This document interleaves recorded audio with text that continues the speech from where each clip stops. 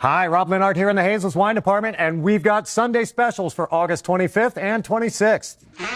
John was the first one to pull you down. He took one drink and he started to clown. Passed you the Hazel, Jane, and Jack. Penelope got you and passed you right back. 4 wines to talk about this week, and we are starting in Spain with the 2018 Carre Tinto Sobrelias.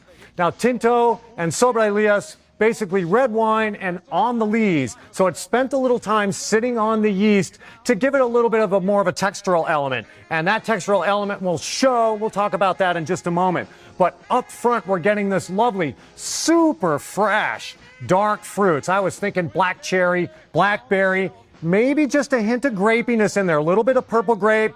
As professionals, we don't always love that, but it's totally okay. It just gives a nice layer, nice little fruity depth to this wine. Little accent notes will pop out, especially on the palate. I was kind of thinking cocoa. My colleague was leaning a little bit towards earth. There's a nice, even darker edge to this on the finish. We were thinking about maybe tar or just a little hint of smokiness, but everything in its place. Bit on the light side as Spanish reds go. I gave it about a 2 to 3 out of 5 for body. But again, with that time on the lees, it's got this great polish, really almost silky texture to this wine, super easy drinking, no obvious oak. At this price, it's a no-brainer everyday table red. Quick side note, you'll see in the email that we are advertising 18 and 19 vintage, and I do have both those vintages. Now, I haven't reviewed the 19 here, so if you're interested in that vintage, come see me on Sunday, we'll talk.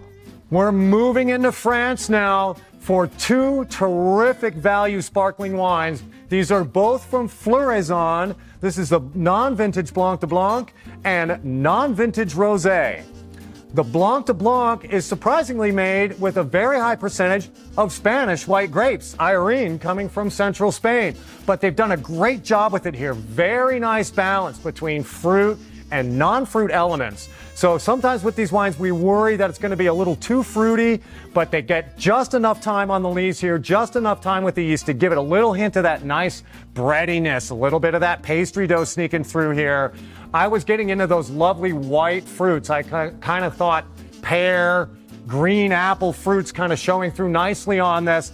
Little hint of something almost nutty, kind of a bitter almond or almond skin on the finish.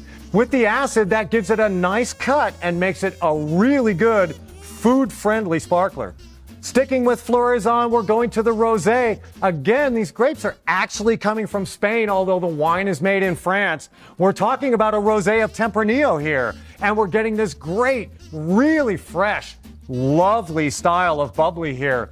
Really fresh strawberry, nice little red fruits, a little hint of white cherry I was kind of feeling there. Floral notes sneaking through. Again, just a little hint of pie crust or pastry dough. Bringing this all together, lovely soft mousse, quite lively mousse here. So when it gets on your palate, the bubbles are going to kind of blow up a little bit. A lot of fun. A very easy drinking, super approachable, great value, everyday sparkling rosé. Last but not least, we are heading to Oregon. We are up in the Pacific Northwest for the 2020 Patricia Green dollar bills only. Beautiful, fresh cherry notes in this wine, nice red berry, almost leaning a little bit tropical. I was kind of getting into this cranberry, blood orange, pomegranate sort of place as well. So good fruit here.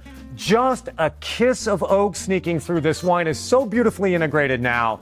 As it carries through, a lovely, silky, round, polished palate. Great texture in this wine, super approachable.